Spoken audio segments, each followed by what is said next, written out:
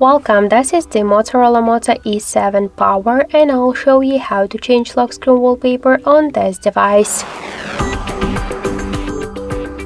So first we should open the settings application and then scroll to the display section. Here click to wallpaper and you could use photos from your Google Drive, the live wallpapers or default regular wallpapers. Just here you could also see the My Photos.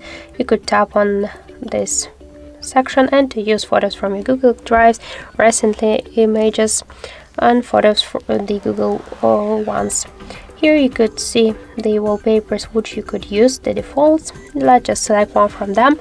To set this wallpaper, tap on the left upper corner to set wallpaper icon and here select lock screen. Wait a second and now let's just check. So we could see that we just successfully changed our wallpaper. Also we get one more way how we could do that. Just first hold for a while home screen with your finger and tap here to wallpapers icon. Here you'll see the one from the wallpapers sections, so select one from them. You could use it just once or always. After that, just select the wallpaper by the same way, tap to OK on the left upper corner, click to the lock screen, and that's it. So thank you for watching, and if you like this video, leave thumbs up and subscribe.